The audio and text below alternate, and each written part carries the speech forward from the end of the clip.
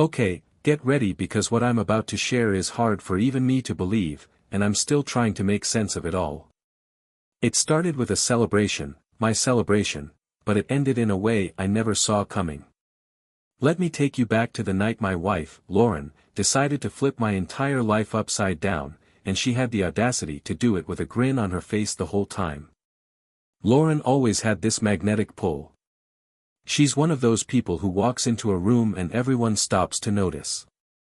She can light up a space, make people laugh, win over the crowd without even trying. That's what attracted me to her all those years ago. I thought, this is it, she's the one, and for a while, I really believed that. At least, I did until that night when everything started falling apart. She decided to throw a party for me, but it wasn't just any regular get-together. This was over the top. People were packed into the house, living room, kitchen, even out in the backyard, friends, acquaintances, and some folks I couldn't even recognize. And right in the middle of all that, there was Lauren, holding court. She wore this glittering dress, way too fancy for a casual party at home. She moved through the crowd like she was hosting some big-time event. Every time she looked at me, she flashed that "Isn't this just perfect, honey?" Look, that seemed a little too staged. And then I saw him. This guy I didn't know, tall, ridiculously good-looking, the kind of guy who knows just how handsome he is. He was chatting with Lauren, leaning in real close, whispering something that made her throw her head back and laugh, a laugh I hadn't heard from her in months. It was like that laugh cut through the noise of the whole room, and suddenly, everything felt off. I thought about walking over, maybe cracking a joke to ease myself into whatever was going on between them, but I couldn't shake this uneasy feeling. It was like standing at the edge of a cliff, knowing one wrong move and the ground would give out beneath you. The night kept going, but I couldn't stop thinking about her, leaning in close to that guy, his hand casually grazing her arm like they were sharing some inside joke.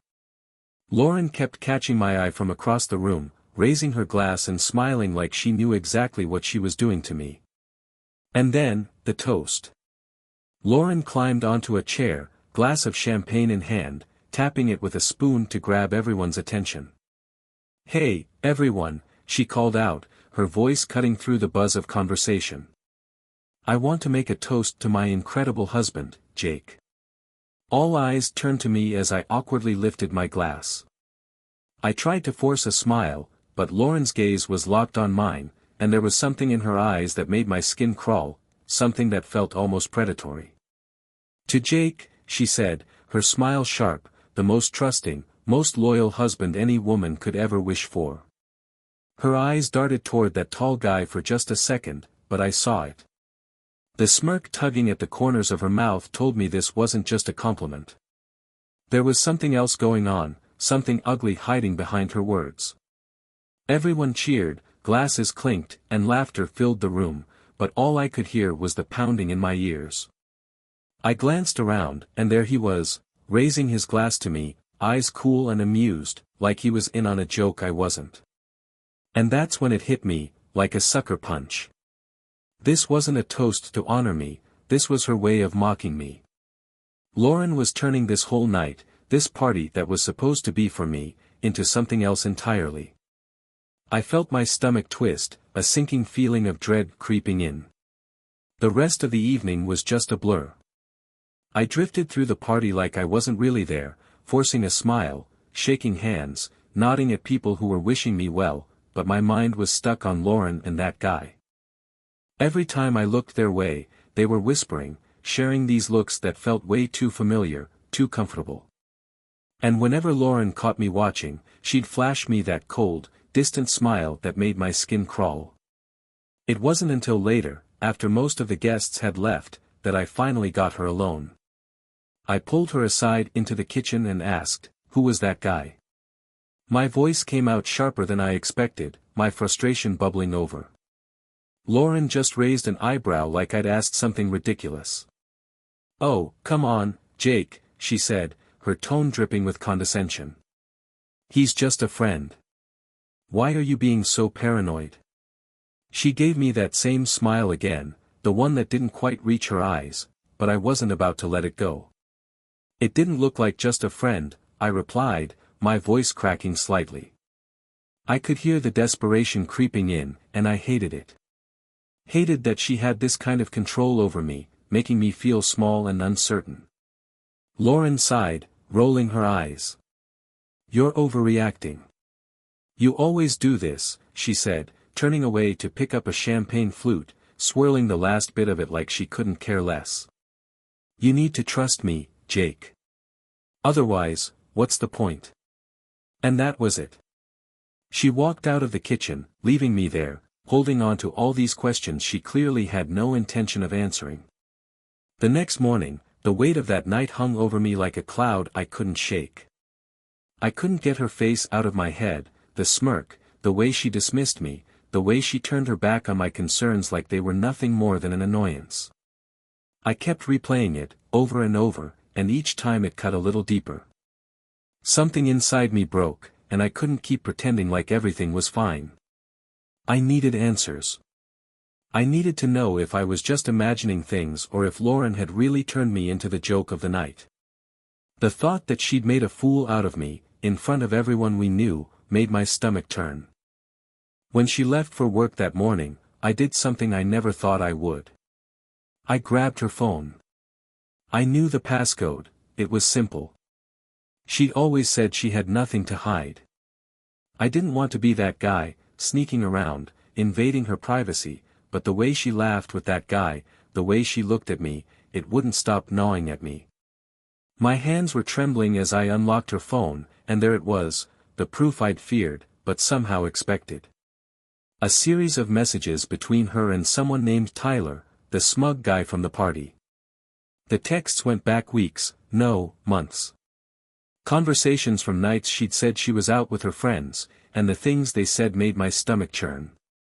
Can't wait to see you, she'd written to him, along with a picture of herself all dressed up, the same outfit I thought she'd worn for a girl's night. And his replies, the kind that made my face burn, full of compliments, jokes, even stuff about me, things she'd clearly told him. But there was one message that made my world come crashing down, tomorrow's the night you see just how easy it is. She'd sent it the night before the party, and his reply, can't wait to make your trusting hubby the joke of the year. It hit me like a punch to the gut. That toast, the way she looked at me, the laughter from the crowd, it had all been part of some sick plan. She'd invited him there on purpose, to show him how clueless I was, to humiliate me. I felt sick. I had to sit down right there on the kitchen floor, her phone still in my hand, my heart pounding so hard I thought it might explode. How could she do this to me? How could she look me in the eyes every day, tell me she loved me, while carrying on like this behind my back? It wasn't just the cheating that hurt, it was the cruelty of it all. She didn't just betray me, she flaunted it, made it into some sick joke, and then turned around like I was the one losing my mind. I spent the rest of that day in a daze, not sure what to do. Staying at home wasn't an option. Every corner of the house was filled with reminders of Lauren, our wedding pictures on the walls, the blanket she insisted we buy for the couch, everything seemed to mock me. So, I left. I just got in my car and drove, no destination in mind, trying to escape the crushing weight sitting on my chest. Eventually, I found myself at a bar on the outskirts of town, somewhere quiet and empty enough that I could sit and think without being interrupted. I ordered a drink, then another, but nothing seemed to help. All I could see was Lauren's face, that laugh, the way she brushed me off. I felt like such an idiot. How could I have missed it? How could I have believed her every time she said she loved me, when all along, she was planning this behind my back? As I stared down into my drink, I made up my mind. I wasn't going to just let this slide. I wasn't going to sit back and be her little joke. I needed to confront her, to lay it all out in front of her, no more running, no more lies. She needed to know that I wasn't the fool she thought I was, that I knew exactly what she'd been doing. When I finally made it back home, it was late. Lauren was already there, lounging on the couch, scrolling through her phone like it was any other night. She looked up when I walked in, her expression shifting from curiosity to annoyance when she saw the look on my face. "Where've you been?" she asked, her tone clipped. "I tried calling you." I didn't answer her question. Instead, I walked over and handed her the phone. "You left this behind," I said, my voice cold, almost like I didn't even recognize it. She frowned, taking it from me. "So? You could have just left it," she said, her eyes narrowing, but I caught it, a flicker of something else behind that irritation. Maybe it was fear. "I read the messages, Lauren," I said, my voice calm even though my heart was hammering in my chest.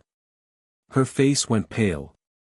For a moment, she just stared at me, and I saw the mask she'd been wearing start to slip, the cracks showing. "What messages?" she asked, but her voice trembled, just a little, her eyes darting off to the side. I shook my head, feeling a wave of anger rise up. "Don't play dumb. Not now. I saw it all. I know about Tyler. I know about the party. I know you planned it all to make me look like an idiot." Lauren's mouth opened, then snapped shut. She looked away, and for just a moment, I thought I saw a glimmer of guilt. But just as fast, her expression hardened. She stood up, crossed her arms, and her eyes flashed with defiance. "So what if I did?" she spat, her voice rising. "Maybe if you weren't so pathetic, I wouldn't have needed to find someone else who's actually fun. You're so predictable, Jake. It's boring." The words hit me like a punch to the gut, each one cutting deeper than the last. I felt like the ground beneath me was swaying, like the air had been sucked out of the room. Deep down, I think I always knew she was capable of betraying me, but hearing her say it, hearing the disgust in her voice, it broke something inside of me. I stepped back, my hands clenched into fists at my sides, trying to hold back the storm of emotions swirling inside, anger, sadness, disbelief. "All this time, and you couldn't even be honest enough to just end it?" I asked, my voice cracking. "You had to turn me into a joke. You had to humiliate me." Lauren shrugged, her face blank, almost like she was bored with the whole thing. "I guess I just wanted to see how far I could push it. And you know what? You fell for it, every single time. And that was it. The last bit of hope I had, the hope that maybe this was just a misunderstanding, that maybe we could talk things through and fix it, died right there." Her words echoed in my mind, over and over, "You fell for it, every single time." There was no more pretending.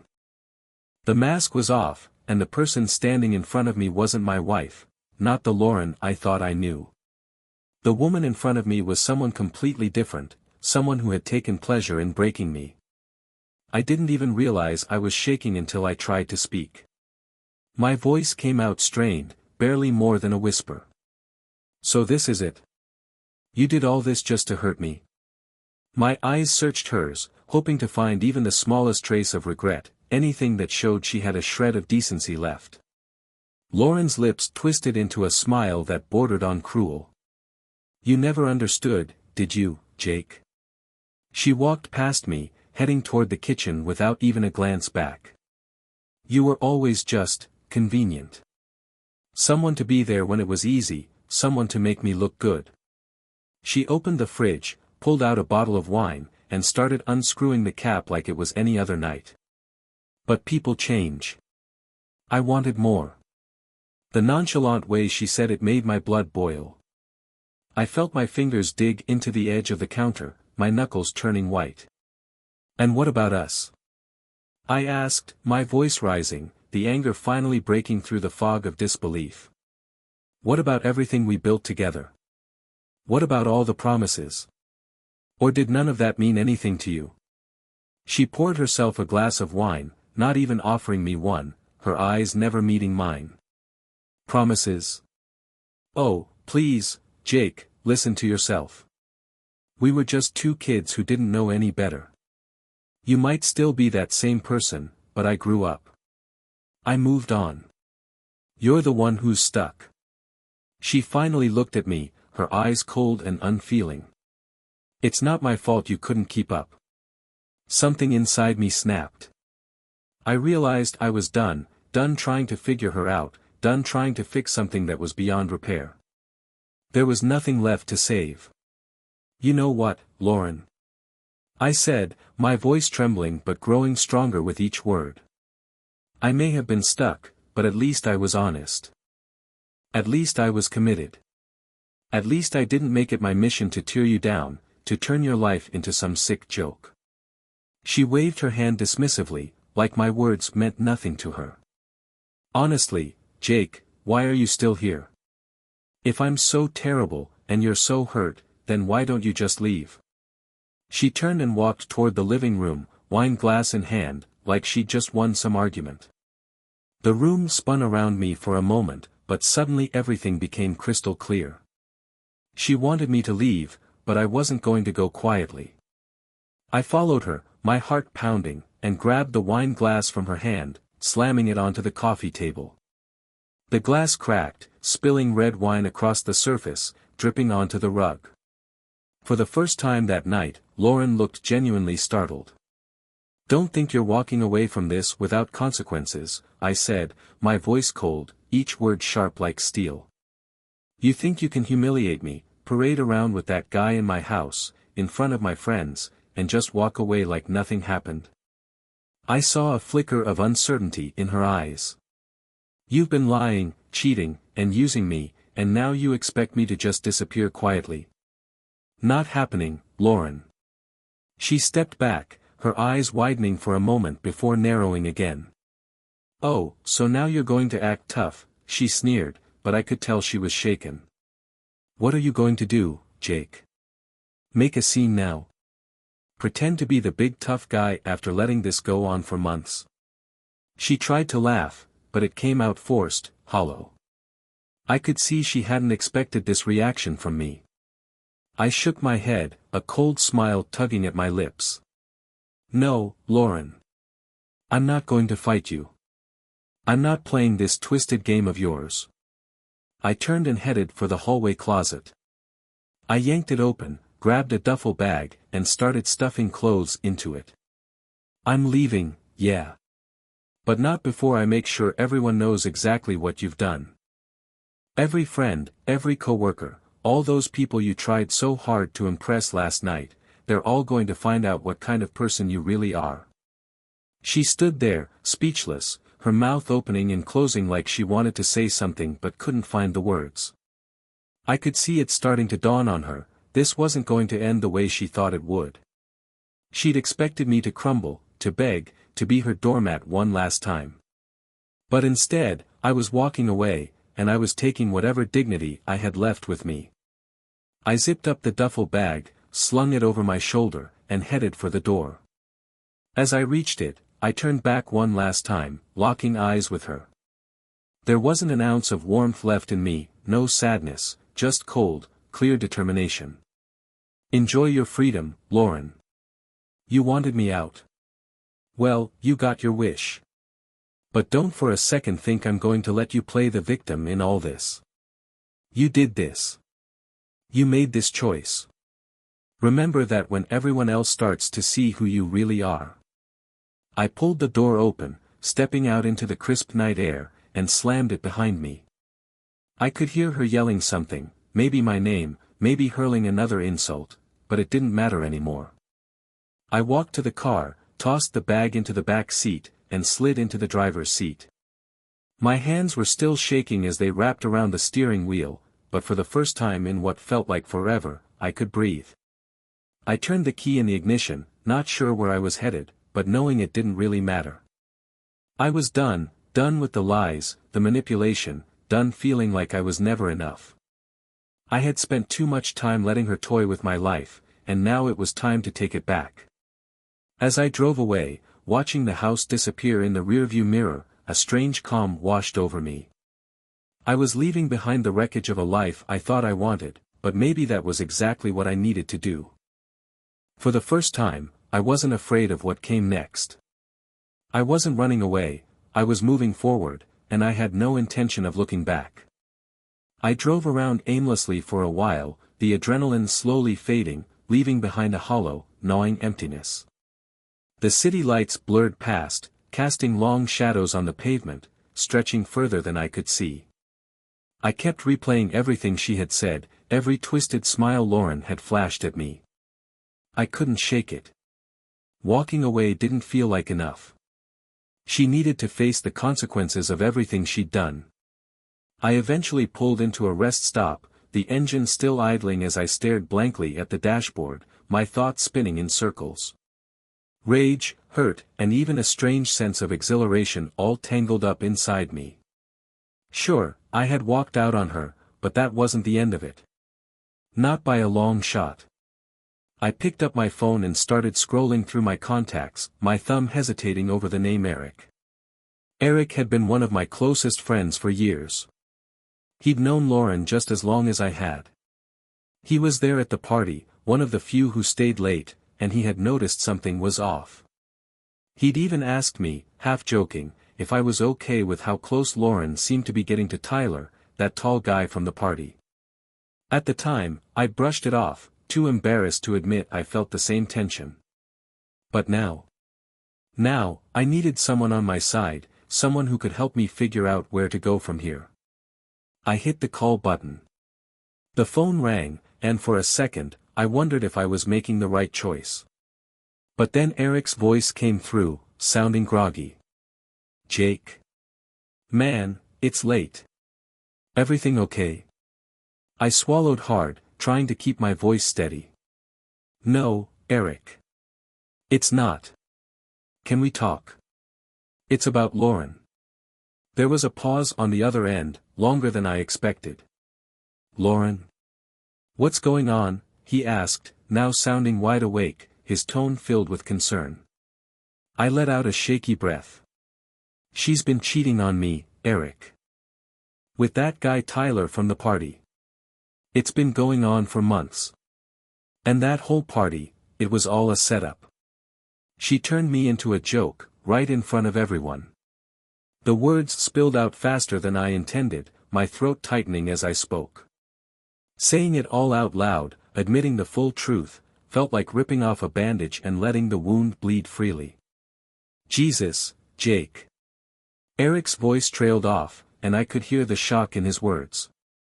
I knew something felt off that night, but I never imagined. "Damn, man. I'm so sorry." He paused, and then his tone shifted, one I knew well, loyalty mixed with anger.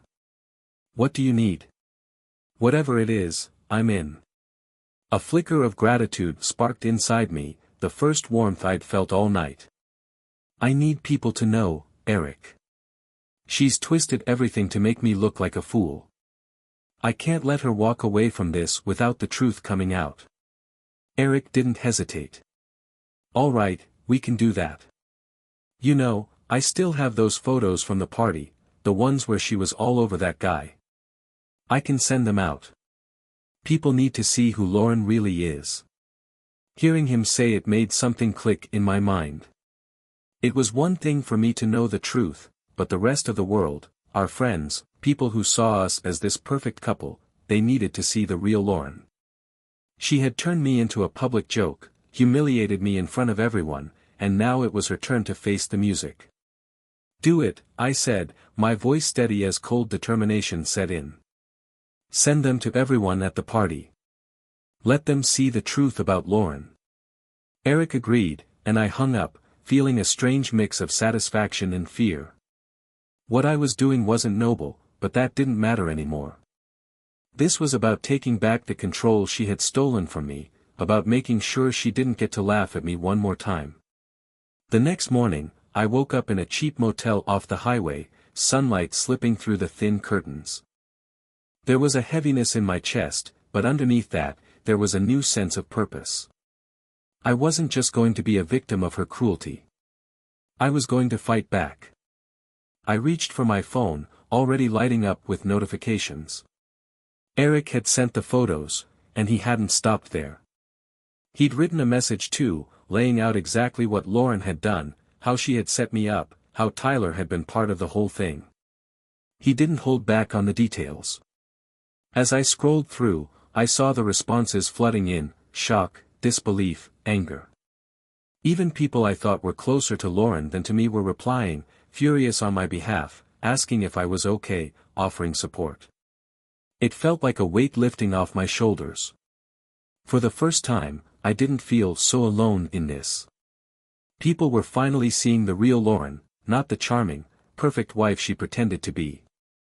They were seeing the woman who had humiliated me, who had taken pleasure in tearing me down, and they were standing with me. My phone buzzed. It was Eric again. I picked up, and he got straight to the point. "Jake, you need to check this out. Lauren posted something." My stomach twisted as I opened my social media, and sure enough, there it was, a post from Lauren. Her face was pale, her expression carefully composed, and she'd written a long message, trying to spin the story in her favor. She talked about privacy, about how things weren't always what they seemed. She was trying to twist the narrative, making it seem like I was overreacting, like I had gone too far. But the comments told a different story. People were calling her out, demanding explanations. They wanted to know why she had invited Tyler to the party if everything was so innocent. They were asking her to explain the photos. I could see it happening, her story was falling apart in real time. And for the first time since this nightmare began, I felt a sense of justice. She couldn't hide anymore. As I scrolled through the messages, one stood out, a private message from someone I didn't recognize at first. It was Tyler. I hesitated, my jaw clenching as I opened it and read his words. "Jake, we need to talk." I had no idea she was going to do this. It was never supposed to go this far. The audacity of it almost made me laugh out loud. Now he wanted to reach out, after everything had come crashing down. He was trying to save his own skin, acting like he hadn't been in on the whole thing. I stared at the message, my hands trembling with anger. He was just as much a part of this mess as Lauren. He'd been right there, smirking, enjoying every second of my humiliation. He was just as guilty. For a moment, I thought about replying, about telling him exactly what I thought of him. But then I stopped myself. No, he wasn't worth it. None of them were. Lauren, Tyler, their whole web of lies, it was all poison, and I needed to stop drinking from it. I blocked his message, took a deep breath, and looked out the window. The sky was clear, the sun bright, and for the first time in what felt like forever, I felt like I could finally see a path forward. This wasn't over, not by a long shot. I knew there would be more fallout to handle. Lauren wasn't the type to back down easily, she'd twist things around, fight to control the narrative. But that was okay, because now I wasn't scared of her anymore. I had faced the worst she could throw at me, and I was still standing. Now, it was time to build something new from the rubble she had left behind, something stronger, something that was truly mine. The day dragged on like some bizarre dream, my phone buzzing with notifications. Friends, acquaintances, even people I hadn't talked to in years were reaching out. Word had spread fast, and now everyone had something to say. I got messages of support, shock, anger, some were furious on my behalf, while others just wanted the juicy details. Then there were those who had heard from Lauren. Her attempts to spin the story and salvage her image were falling apart. No one was buying it. I knew she'd hate that. Lauren had always been obsessed with maintaining her image, everything was curated, from her career to her relationships. Every post on social media was crafted to show a life others would envy. She thrived on admiration, on being seen as the woman who had it all together. Now, that carefully built image was crumbling, and she was losing control. This was her worst nightmare. By midday, I found myself driving back into the city. I didn't want to go back to the house, too many memories, too much damage done there, but I knew I needed to see her one last time. Not for answers or closure, but to show her I wasn't afraid anymore, to stand my ground and let her know she wasn't going to get away with what she'd done. I pulled up in front of the house. Her car was in the driveway, my heart pounding as I climbed the steps, keys heavy in my hand. I unlocked the door and stepped inside. The house felt eerily quiet, too quiet, like it was holding its breath, waiting for what was about to happen. For a moment, I just stood there, taking it all in. The pictures were still hanging on the walls, Lauren and me, smiling on a beach vacation, another of us at a wedding, looking happy, looking in love. They felt like relics from another life, one that had never actually existed. "Lauren," I called out, my voice echoing through the empty space. I heard movement from the living room, and then she appeared. Her expression was a strange mix of anger and something else, fear, maybe. It was the first time I'd ever seen that in her eyes. "What are you doing here?" she snapped, her voice sharp and defensive. "Haven't you done enough already, Jake? You've turned everyone against me. You've humiliated me." A dark laugh bubbled up inside me. The absurdity of her words was almost too much to take. "I've humiliated you?" I repeated, stepping closer, my voice rising with disbelief. "You threw that party just to make me a joke, Lauren. You brought Tyler right into our home, in front of all our friends, just to watch me squirm. And now you want to act like you're the victim?" She opened her mouth but then snapped it shut, her eyes flashing with something like desperation. "You don't understand," she said, her voice trembling. "I never meant for it to go this far. I was tired of everything. Of you always being so predictable." She struggled for the right words, her hands balling into fists. "You never challenged me, Jake. You were just there, and I needed more. Tyler made me feel alive, he was exciting." Her words stung, but they didn't surprise me anymore. I'd already heard the worst, and now it all just felt hollow, like she was trying to justify something that couldn't be justified. I shook my head, really looking at her, at the woman I once thought I'd spend the rest of my life with. The woman I loved was gone, if she had ever truly been there at all. "More?" I asked, my voice cold. "You wanted more, so instead of just leaving, you decided to destroy what we had? You couldn't just walk away, you had to make it a game, make me suffer." She looked away, her jaw tight. "You wouldn't have let me go," she whispered, barely audible. "You would have fought for us, and I didn't want that. I wanted you to hate me. I wanted you to be the one to leave, so I wouldn't have to feel guilty." A bitter smile twisted across my lips. "Well, congratulations, Lauren. You got exactly what you wanted. I'm leaving." I paused, letting the weight of my words settle in. "But know this, you didn't break me. You tried, but you failed. And now, everyone knows exactly who you are. You wanted your freedom. You've got it. But good luck finding anyone who'll ever trust you again." Her eyes welled up with tears, but I could see the anger beneath them, the frustration of losing control, of realizing she couldn't manipulate her way out of this. "You think you're so righteous, Jake," she spat, her voice dripping with venom. "You think you're better than me because you're hurt? Because you walked away? You're just a coward, running away instead of trying to fix this." I stared at her, feeling a strange calm wash over me. "You're right," I said quietly, my voice steady. "I am running, away from you, from everything you've done.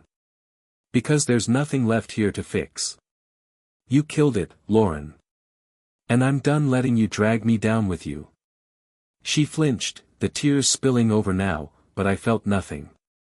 The love I once had for her, the pain of her betrayal, even the anger, it all felt distant, like it belonged to someone else. I turned and walked toward the door, the house feeling smaller, emptier with each step. "Jake, wait," she called after me, her voice breaking. "Please, we can talk about this." I paused, my hand resting on the doorknob, but I didn't turn around. "There's nothing left to say, Lauren. You made your choice. Now, you'll have to live with it." I opened the door and stepped outside, the cool night air hitting my face like a slap. I closed the door behind me, the sound echoing through the stillness. For a moment, I just stood there, breathing deeply, letting the finality of it sink in. I was walking away from everything, the house, the memories, the life I thought I had. As I walked to my car, I felt the weight of it all lifting, bit by bit. Lauren could cry, she could twist the story however she wanted, but none of that mattered anymore. She had no power over me now. I had faced her, seen her for who she really was, and I had walked away. I got into my car and started the engine, watching as the house shrank in the rearview mirror while I drove away. I didn't know where I was headed, but for the first time, that didn't bother me. I didn't need a plan, didn't need to know what was coming next. All I needed was to keep moving, to leave the past behind, and to never look back. That night, I ended up at a small motel on the edge of town, its neon sign flickering dimly against the dark sky. The guy at the front desk barely glanced up as I paid for the room, handing me the key with a grunt. The room itself was small, with peeling wallpaper and a faint smell of bleach, but I didn't care. It was a place where I could be alone, away from her, away from everything. I collapsed onto the bed, staring up at the ceiling, my mind still racing.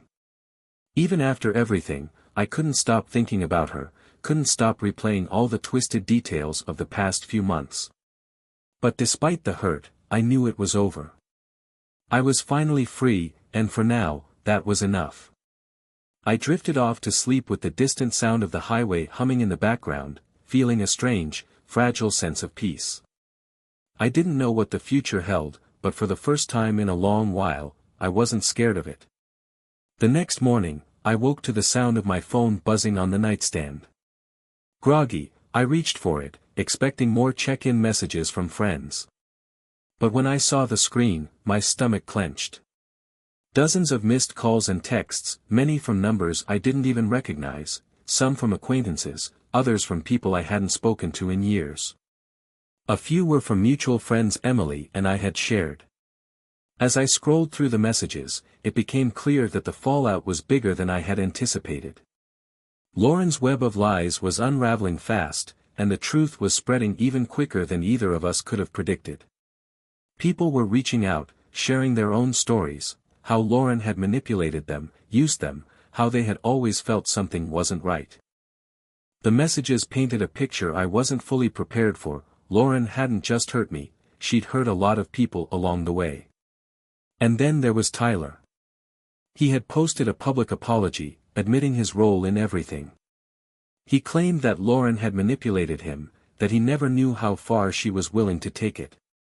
He wrote about how he regretted being part of it all, how he had believed her lies when she said I was the problem and that our marriage was already over. I stared at his message, unsure of how to feel. Part of me wanted to believe him, to accept his apology, but another part couldn't shake the memory of him standing there, watching me suffer, enjoying the spectacle. Manipulated or not, he had chosen to be a part of it. I sighed, the weight of everything pressing down on me. This wasn't just about Lauren anymore. It was about the wreckage she'd left behind. I knew I couldn't stay in that motel room forever. I had to start rebuilding, one piece at a time. It was time to move on. Taking a deep breath, I grabbed my phone and started searching for rental listings. I needed a fresh start, somewhere far from the house, far from all the memories she had left behind. As I scrolled through the listings, a sense of determination started to rise in me. This was my chance to start over, to build something for myself. I kept scrolling through the options, small apartments, mostly, on the outskirts of the city. Nothing fancy, just practical, clean, and most importantly, mine. Clicking through the pictures of one-bedroom spaces, I felt something shift inside me. It wasn't about running away anymore, it was about reclaiming my life, piece by piece, starting with a place where she didn't exist. I finally found one that felt right, a modest apartment in a quiet neighborhood with clean white walls and hardwood floors. The photos showed big windows letting in plenty of light, and there was a small balcony overlooking the street. It wasn't much, but it was exactly what I needed. I called the number and set up an appointment for later that day. After hanging up, I sat there for a moment, letting the weight of my decision sink in. This was it, the first real step toward moving forward. But just as I was about to leave the motel, my phone buzzed again. This time, it was a call from Kelly, an old friend who had been close to both Lauren and me. I hadn't spoken to her since everything went down, and seeing her name flash on my screen made my stomach twist. I hesitated, then answered. "Hey, Kelly." "Mark," she said, her voice soft and a little hesitant. "I saw everything online. I just wanted to check in, see how you're holding up. I can't believe what Lauren did. I knew she had a side to her, but this. I'm so sorry." I sighed and sat down on the edge of the bed.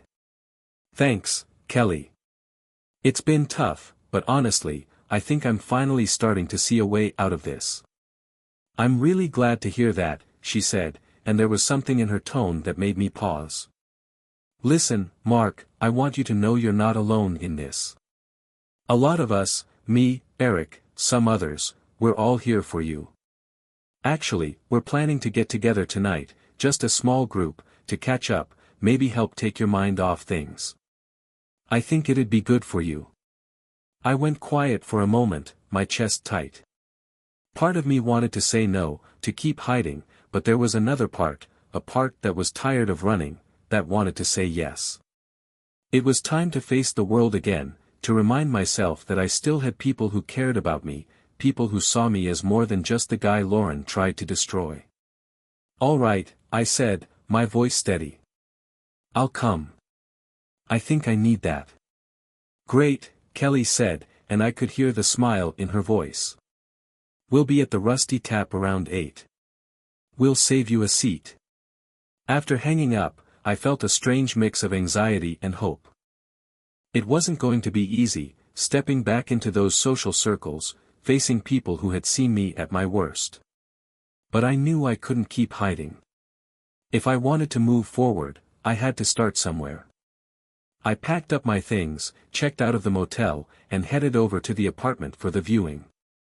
The street was quiet, lined with old trees and well-maintained buildings. The apartment was on the 3rd floor, and as I stepped inside with the landlord, a friendly woman in her 50s, I felt a flicker of excitement. The space was small, just a living room, a bedroom, and a kitchen, but it was bright and clean, with sunlight pouring through the windows. This is it, I thought to myself. This is where I start over.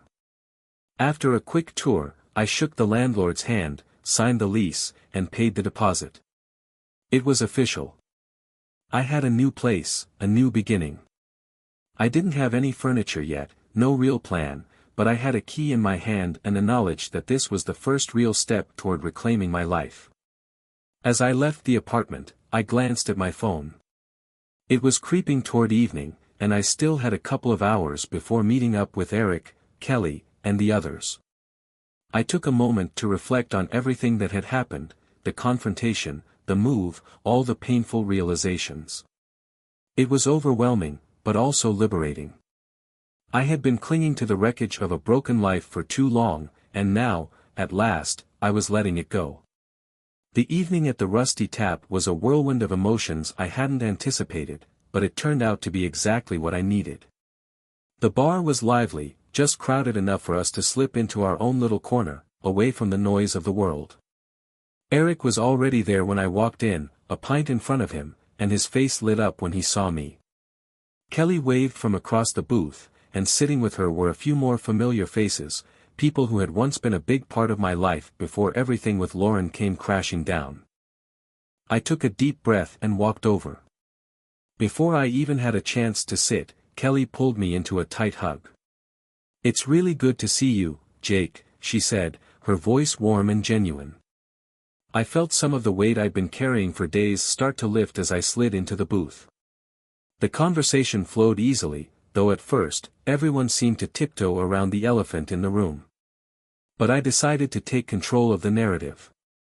I told them everything, about the confrontation with Lauren, Tyler's message, and the flood of stories I'd been hearing from people who had been hurt by her too. It wasn't easy, but it felt good to finally share it with people who actually cared. When I finished, Eric raised his glass, locking eyes with me.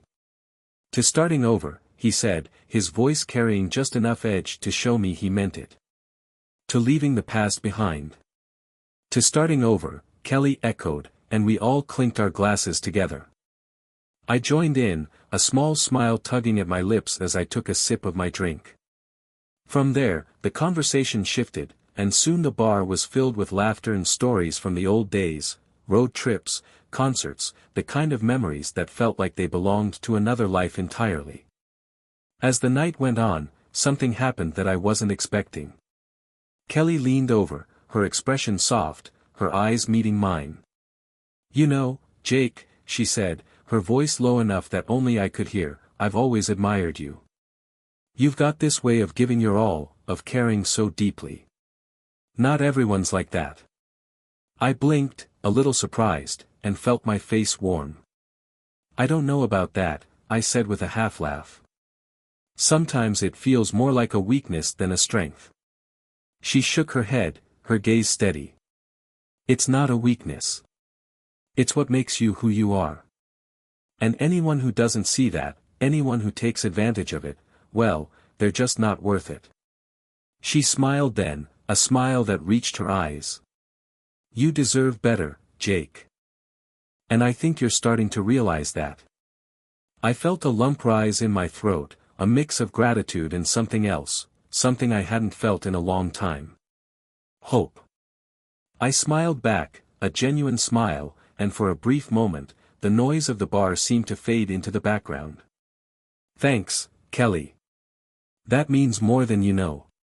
She reached across the table, her hand brushing mine. It was a small gesture, but it was enough to remind me that maybe, just maybe, there was something worth looking forward to beyond all the chaos and heartbreak.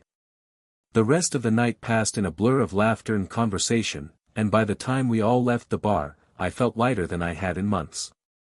As we stood outside, the cool night air swirling around us, Eric clapped me on the back. "You gonna be okay, man?" Eric asked, his voice low, concern lingering behind his words. I nodded, a small smile tugging at my lips. "Yeah. I think I'm going to be okay." Kelly pulled me into another hug, this one longer, her arms wrapped tightly around me. "You've got us, Jake. Don't forget that, okay?" "I won't," I promised, and this time, I truly meant it. For the first time, I wasn't just saying it, I actually believed it. As I drove back to the motel, my thoughts drifted to the apartment I had just signed the lease for.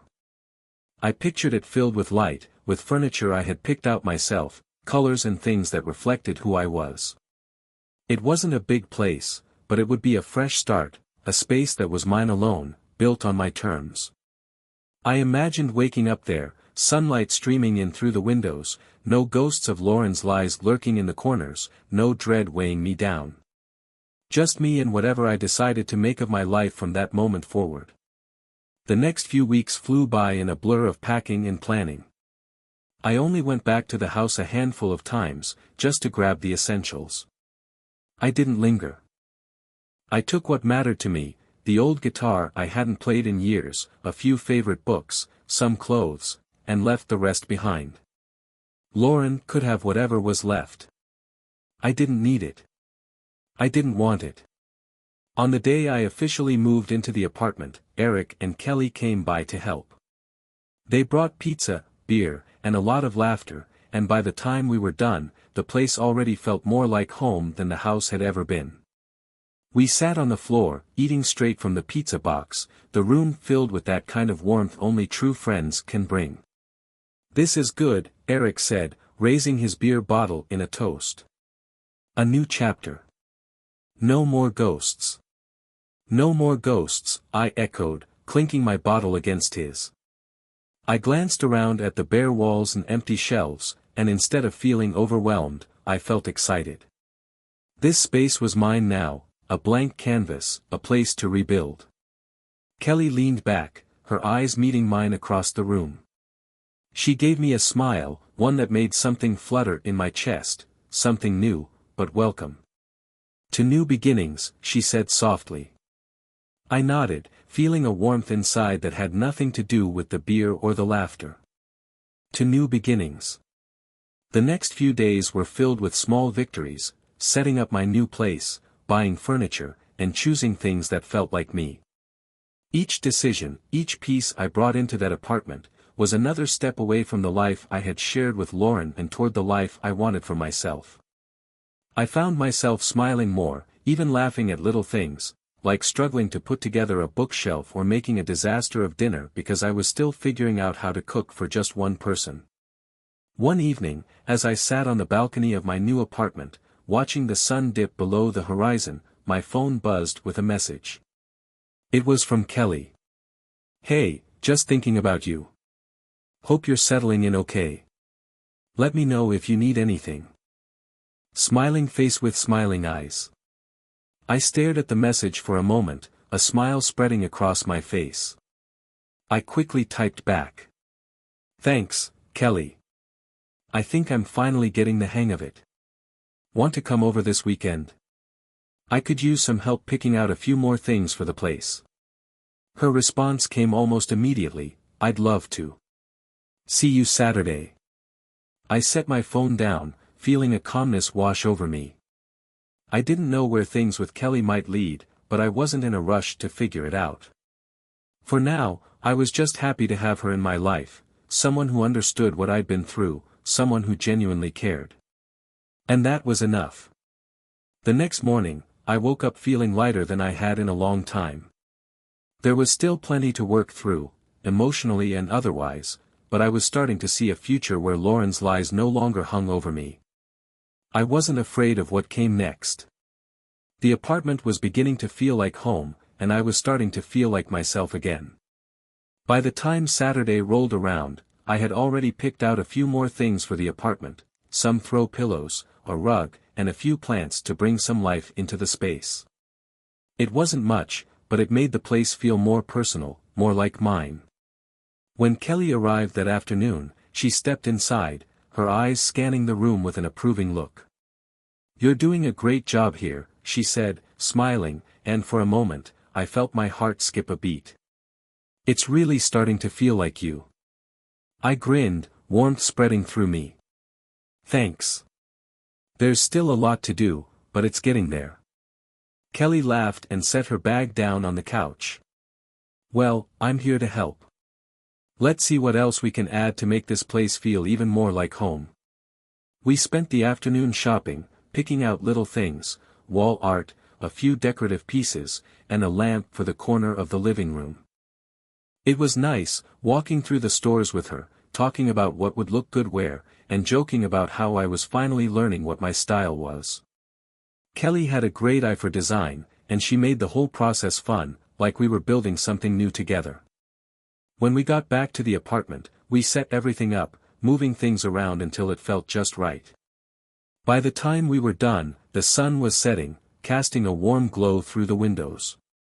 We sat on the couch, exhausted but content, admiring what we'd done. "This place looks great," Kelly said, leaning back with a satisfied sigh. "You've really made it your own." I nodded, feeling a sense of pride. "Yeah, I think I have." For a while, we just sat there in comfortable silence, the sounds of the city outside fading into the background. Then Kelly turned to me, her expression soft. "You've come a long way, Jake," she said quietly. "I know it hasn't been easy, but you're doing it. You're rebuilding."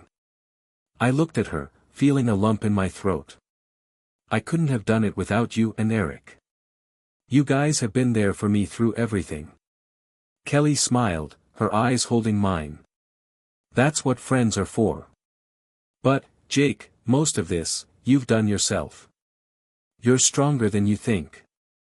Her words hit me in a way I wasn't expecting, and for the first time in a long time, I believed she was right. I'd been through hell, but I was still here, still standing, building a life that was mine. A life that didn't revolve around Lauren or the pain she had caused.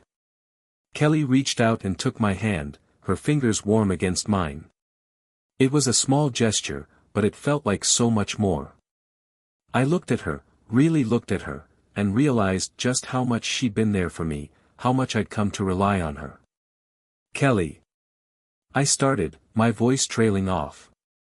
I wasn't sure what I wanted to say, but there was something between us, something that had been growing ever since that night at the Rusty Tap. She gave my hand a gentle squeeze, her eyes soft and understanding. "It's okay, Jake. We don't have to rush anything." I nodded, grateful for her patience. "I don't know what's next, but I know I want you to be part of it." She smiled, a genuine, warm smile that made my chest tighten in the best way. "I'm not going anywhere." We spent the rest of the evening talking, sharing stories and laughing until the city outside grew quiet. There was no rush, no pressure. Just two people who cared about each other, figuring out what came next. By the time Kelly left that night, I felt a sense of peace I hadn't felt in a long time. The apartment felt like home, and for the first time in forever, I felt like I had a future to look forward to, one that was full of possibilities and people who truly cared about me. As I locked the door behind her, I realized I wasn't afraid of what came next. Lauren was in my past, and she no longer had any control over my life. I was moving forward, step by step, and this time, I wasn't looking back. The next few weeks were filled with moments like that, small, quiet victories that reminded me of the life I was building. I reconnected with old friends, threw myself back into work, and started waking up each day with a renewed sense of purpose. One evening, as I sat out on the balcony, sipping a beer and watching the sun sink below the horizon, I thought about everything that had happened. The betrayal, the pain, the heartbreak, it was all still there, lingering in the background, but it didn't define me anymore. I had made it through. I had rebuilt. And now, as the city lights flickered on below me, I realized something important. Whatever came next, I was ready for it. I wasn't the same person I had been before all of this, but maybe that was for the best. I was stronger now, more confident in who I was. I had my own space, my own happiness, and I wasn't afraid to go after the things I wanted anymore.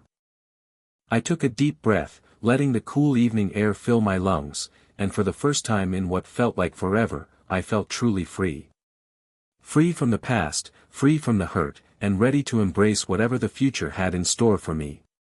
As I sat there, watching the sky fade into darkness, I couldn't help but feel like this moment, this life, was just the beginning of something good.